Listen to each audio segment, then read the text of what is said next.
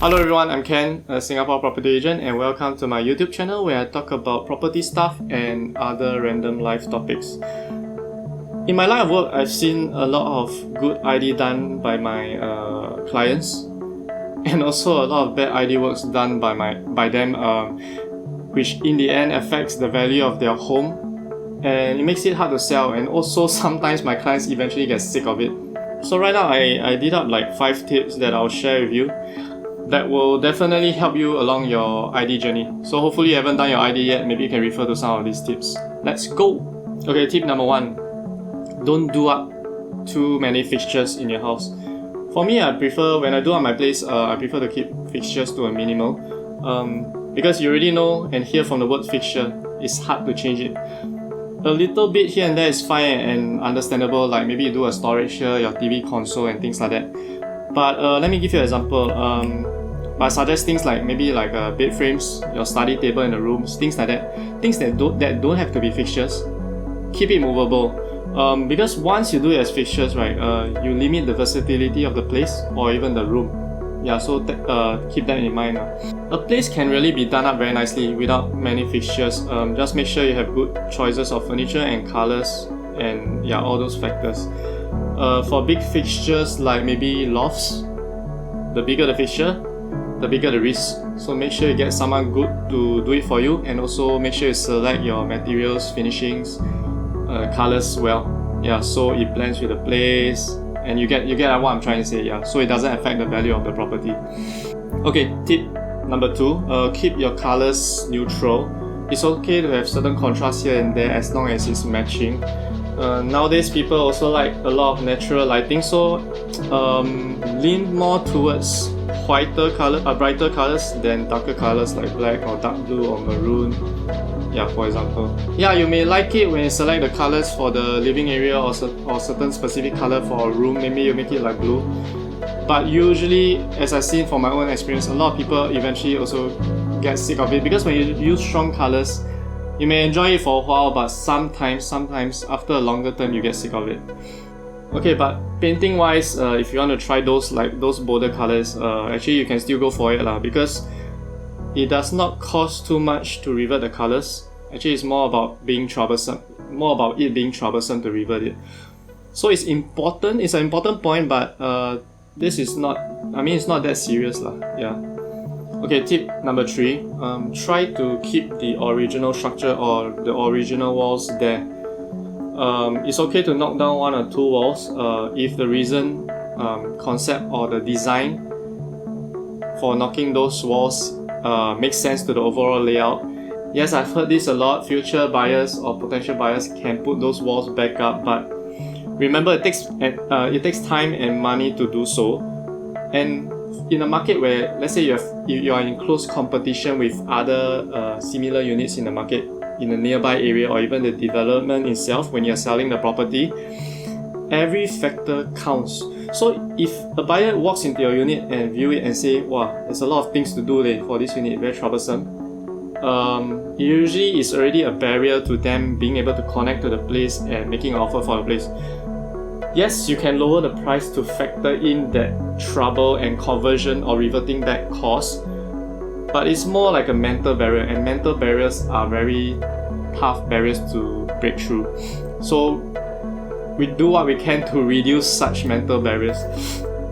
I've seen some units which knock down all the walls, and even some move the room walls outwards and narrowing the common corridor width. And I had one unit which had to sell about $50,000 below market value just because of that, and it's just not worth it in the long term. Yeah, so make sure you get someone to look through all your plans for ID if possible, before you make such major decisions. Yeah. So we come to tip number 4. Try not to spend too much on the ID. I know some of you have the money to spend on renovation, but before you spend, just note this no matter how well you renovate your unit, you will never get back the full amount that you spend on the renovations when in the end you do decide to sell the property.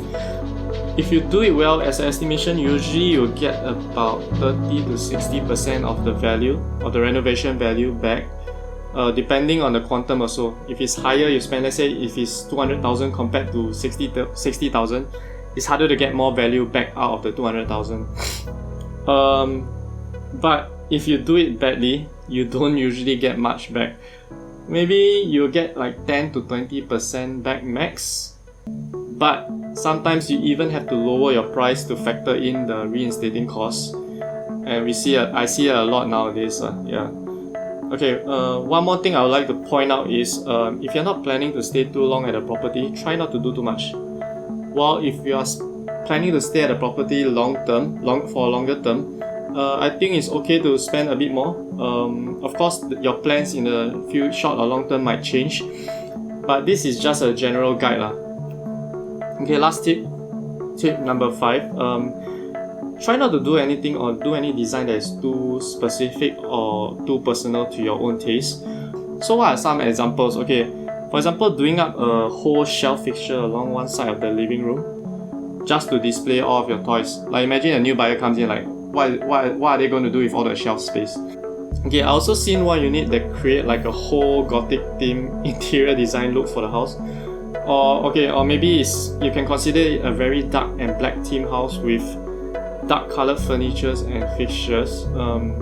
I've seen one unit that removed all the bedroom walls and it made the whole house into one like big open area. Yeah, it's very nice, it's very impressive, it's very different.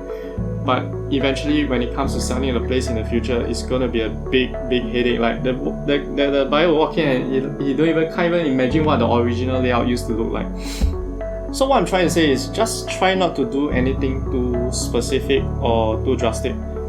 But I believe in this, but if it really makes you happy to do a certain work or do a certain design, and you don't mind sacrificing a bit of value, which is unavoidable, still just go for it, because to me, happiness rules everything else. If it makes you happy, life is short, just do it. Yeah, but I'm just doing all these tips just to share with you in general what is the guiding points. But of course, you don't have to follow it like 100%. It's just a general guide. Yeah, so those are my 5 tips. Do note these tips are for those who want to renovate, push their own personal touch on their homes, enjoying their living space, but yet when they sell the place, they can still extract value out of the renovation money they have put in, instead of losing everything. But I mean, if you are the YOLO kind or want to fulfill a dream you have always had, or just generally don't care too much, for example, then you can ignore most of the tips above.